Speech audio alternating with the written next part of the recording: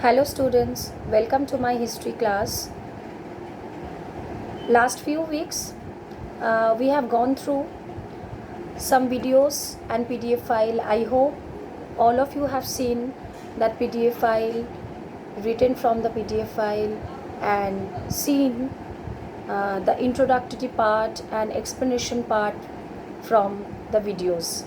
I hope you have already understood the chapters. Now today we will start a new chapter, that is chapter 5.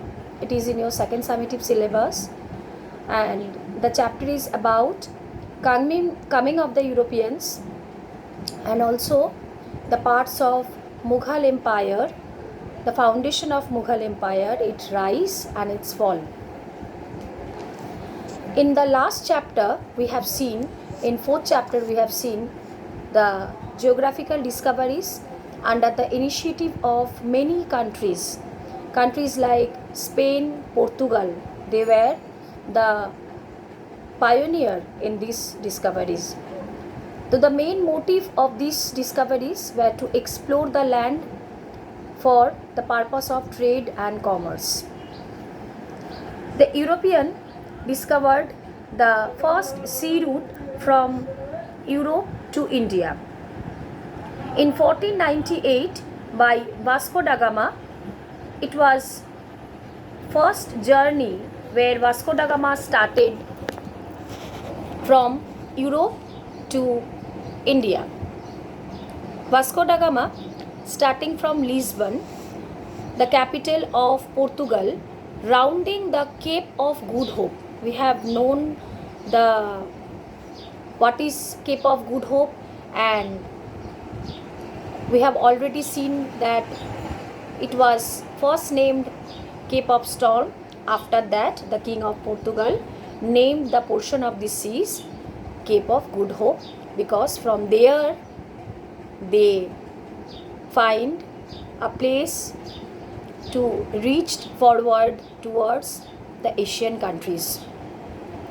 So Vasco da Gama with his all companions, he reached Calicut at 21st of May 1498, the eastern coast of India. So the flagship in which he reached in India, known as San Gabriel. Vasco da Gama returned home, means returned in his country with many spices, full of spices in his ship. So the spices were cinnamon, ginger, etc. These were sold in the home market, or you can say the European market, with profit of some 60 times greater.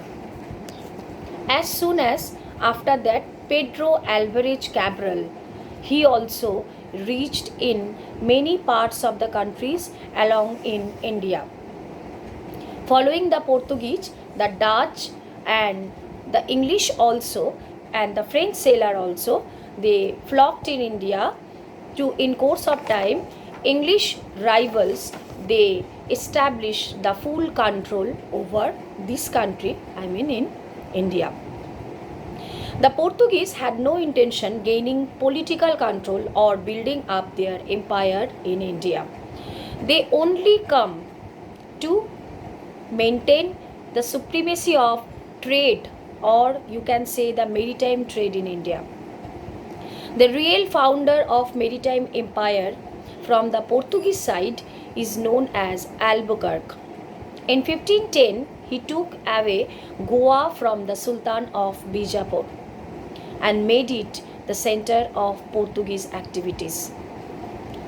Next, we can say that Portuguese also established their settlement in few parts of India, that is Daman, Diu, Besin, Salsette and at Hooghly.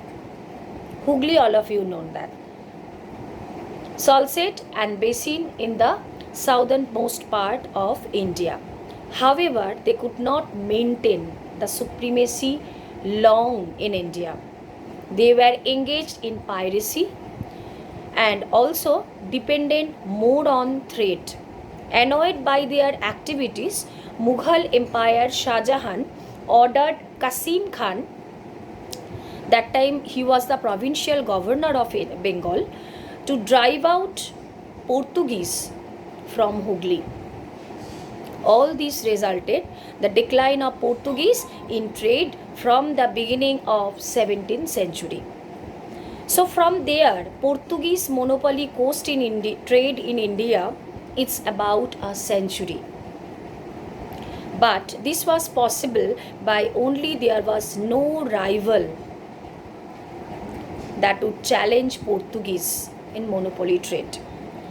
But soon, the Dutch and English captured the whole monopolized trade and business of Portuguese in India. Now the question is, who were the Dutch? The Dutch, the people of Netherlands called Dutch. The Dutch established their first settlement as Masulipatam in 1605. Within the next 50 years, they established a number of settlements in the different parts of India. They are Calicut, Surat, Patna, Chinsura and Kashim Bazar in Bengal. The Dutch became more interested in business in spite of island of Southeast Asia. With the spice of island in Southeast Asia, we know that in Southeast Asia is more enriched with the spices. Seeing the European control, the English also founded East India Company. All of you know this name, East India Company in London in 1600. In 1608, the company sent William Hawkins, who sailing flagship, and landed at Surat, and the first business port, or we can see it was the first seaport or the busiest port of the Mughals. This was the first visit of English in India for the business purpose. But the English could not establish settlement in India till 1613 because of the Portuguese. The Portuguese, however, desperately were defeated by the English at the Battle of Swally Hole. Defeating the Portuguese, the English first settlement established in Surat.